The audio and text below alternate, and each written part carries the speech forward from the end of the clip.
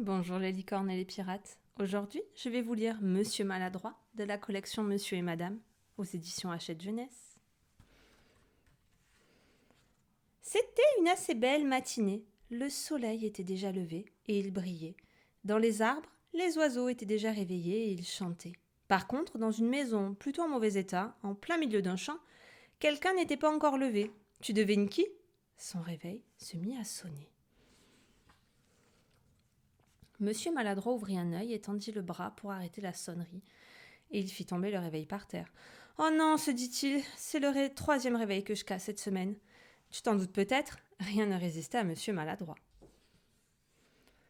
Il se leva et alluma la radio. Le bouton lui resta dans la main. « Oh non, se dit-il, c'est le deuxième poste de radio que je casse ce mois-ci. »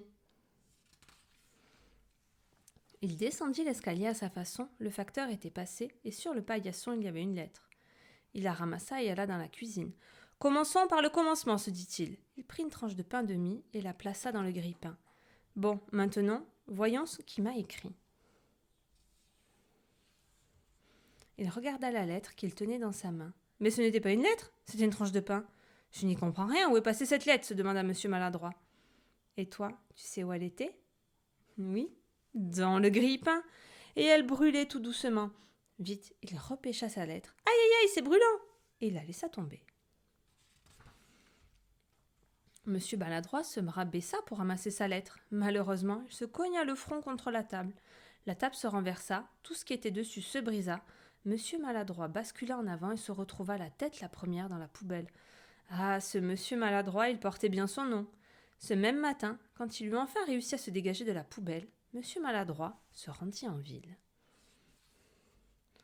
Pour faire ses courses, commençons par le commencement, se dit-il, et il alla à la banque chercher de l'argent.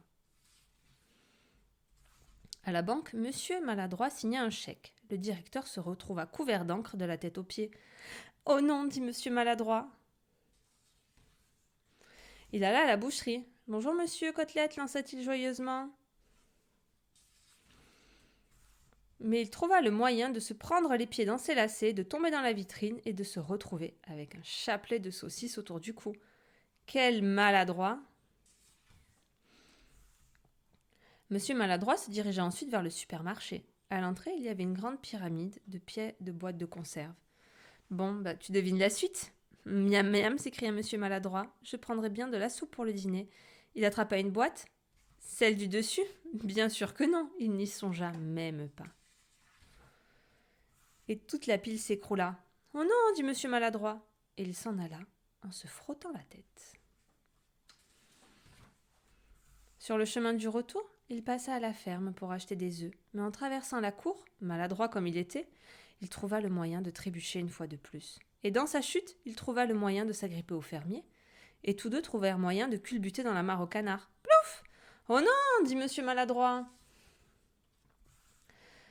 À l'avenir, est-ce que je pourrais vous livrer les œufs moi-même ? demanda le fermier, toujours assis au beau milieu de la mare.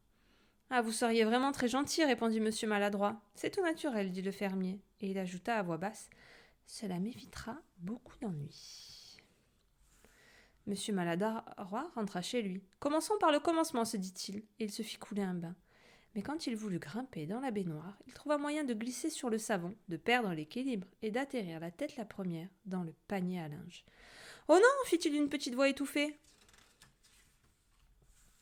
Plus tard, il descendit dîner et il mangea de la soupe du supermarché, des saucisses, de la boucherie, des œufs, de la ferme. Ou plus exactement, il mangea une cuillère de soupe car le reste avait débordé de la casserole, des saucisses calcinées car la poêle avait pris feu, et des œufs très très très brouillés. Enfin, un dîner tout à fait normal pour Monsieur Maladroit. Délicieux, se dit-il en se renversant sur le dossier de sa chaise. Crac ! Oh non, se dit Monsieur Maladroit, je ferais mieux d'aller me coucher. Et il y alla. L'histoire est finie. Bonne nuit, Monsieur Maladroit. Monsieur Maladroit se pencha pour éteindre sa lampe de chevet et crac ! Ah non, ça va pas recommencer.